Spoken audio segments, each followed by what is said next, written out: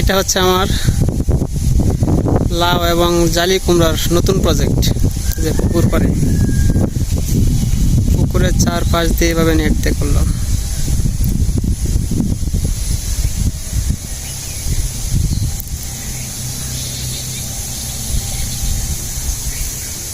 এদিক দিয়ে একটু গ্যাপ পড়ছে শর্ট, মানে লোকের অভাবে করতে পারলাম না। মাল চাপানো সবই আছেন, কিন্তু লোকের অভাবে করতে পারলাম না। এদিক দিয়ে আছে, আর ওই পাশে জমিতে একটু করছি, ওটা দেখাইতেছি এখনই। খেতে যেটা করলাম, যেটা ক্ষেতের মধ্যে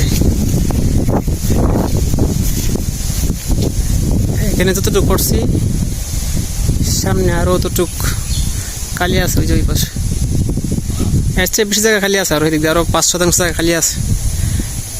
এটা আরেকবার 15-20 দিন পরে জাংলা দিম। যে গাছ রোপণ করবো, গাছ উঠতে দেরি আছে এখনো। এটা কেমন হয়েছে টানানোটা আমি জানি না, তবে আপনারা একটু আমাকে জানায়েন কমেন্টে। এই যে মাঝখানে পাকাটা অনেক বড় না, এখানে আরেকটা হবে, এদিক দিয়ে আরেকটা লাইন হবে সোজা। লাইন দিয়ে নেই, যে ওই দিক দিয়ে 2টা লাইন দিয়ে দিছি। সময় নাই তো, সময়ের অভাবে করতে পারি না। এই যে সেম এই জালটার বরাবর একটা পূর্ব পশ্চিমের লাইন হবে।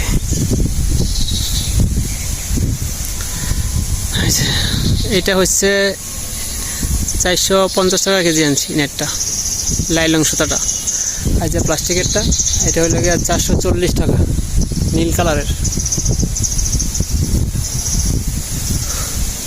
আর এই গুণাটা আনছি 220 টাকা কেজি, মানে কালো সুতাটা।